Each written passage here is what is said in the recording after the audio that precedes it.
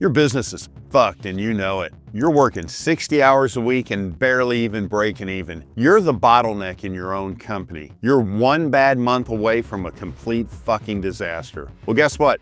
I'm Andy Dunning and I've built multiple 8-figure businesses, and in the next 12 minutes, I'm gonna unfuck your business or I'm gonna prove it can't be saved. Look, I've seen thousands of businesses over my 35 years. Most of them are fucked for the same predictable reason. The good news is, these problems are fixable if you're willing to face the brutal truth and do the hard work. But hey, the bad news is, most of you aren't gonna fucking do it. First problem.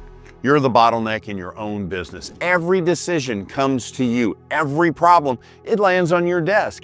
You can't even take a vacation without everything in your company falling apart. Here's the brutal truth of it though. If your business can't run without you, you don't have a business, you have an expensive job. But here's the fix. Stop solving problems and start teaching people to solve the problems for you.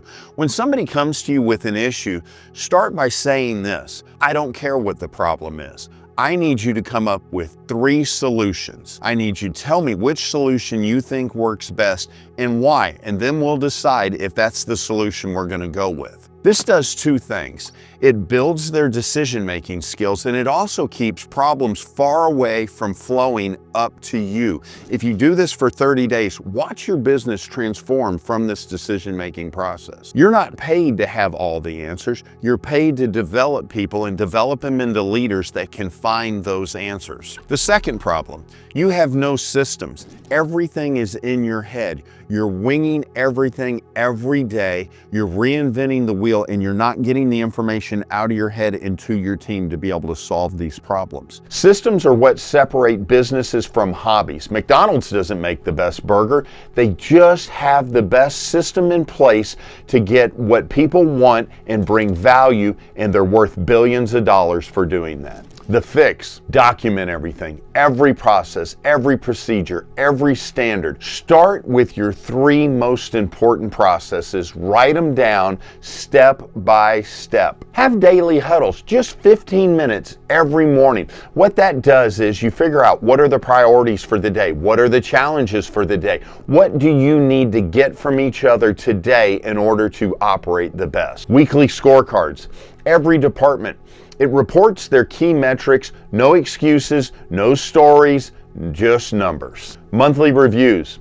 What worked? What didn't work? What do we need to change in what we started processing in these systems? Systems beat goals every single time because systems, they're predictable, they're scalable, and they work when you don't feel like working. Problem 3, you're hiring wrong. Here's what's killing your business. You hire too fast and fire way too slow. You need someone immediately. So you do an interview, you take 30 minutes, you don't learn enough about that person that you put to work, and then once you do hire them, you spend months hoping that they are the right person for that job, but guess what? You just threw them to the wolves and put them to work immediately. Hire slow, fire fast. That's very important. Hire for their attitude, then train for their skills. See, every person gets hired goes through multiple interviews. You're not just evaluating their skill, you're evaluating whether they're the right fit for the culture you have at your company. So here's my rule. If somebody comes to work for us and they're gonna be a 459 employee, then they're just part-time.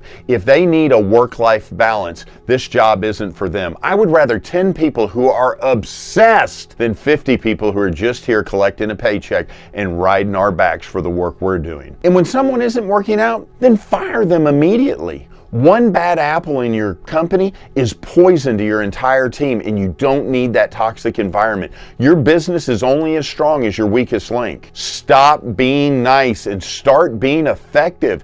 Your good employees are watching how you handle your bad employees. 4th problem, you don't know your numbers. You're flying blind. You think you're profitable, but you don't really know. Profit isn't an option, but cash flow is a fact.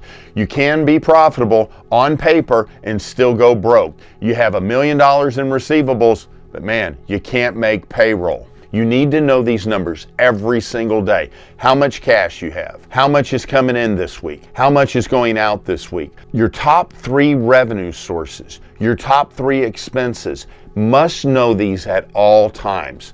A weekly P&L review, monthly cash flow projections, quarterly business reviews with every single department. So here it is. If you can't tell me your numbers right now, your business is definitely fucked. Numbers don't lie. Everybody's feelings will, though. Stop managing by that gut feeling. Start managing by the data that you're given every day. Your gut feeling is what got you into this mess in the first place. Fifth problem, you have no culture. Your employees just show up, they do the minimum, they go home.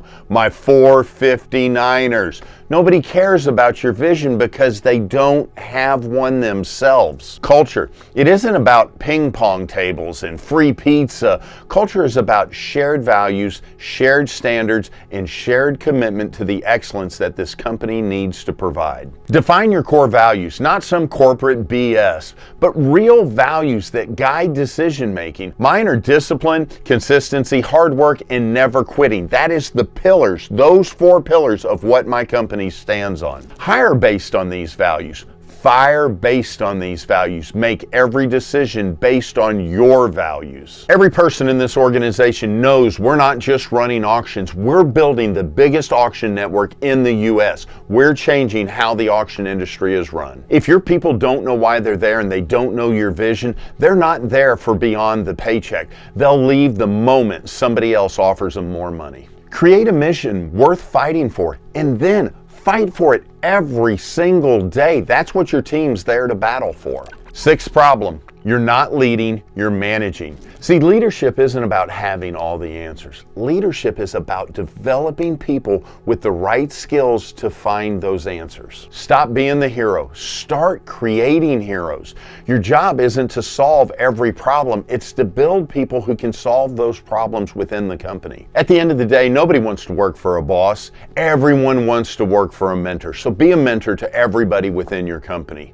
Start developing your people. Make them read books, send them to training, give them challenges that stretch them mentally, physically, and as a person. Invest in your people like your business depends on it, because in reality, it really does. Seventh problem, you're not obsessed. You're interested, you're committed, but you're not obsessed. You have to be obsessed with everything within your organization. Interested people do what's convenient. Committed people do what they, kind of what they promise. But guess what?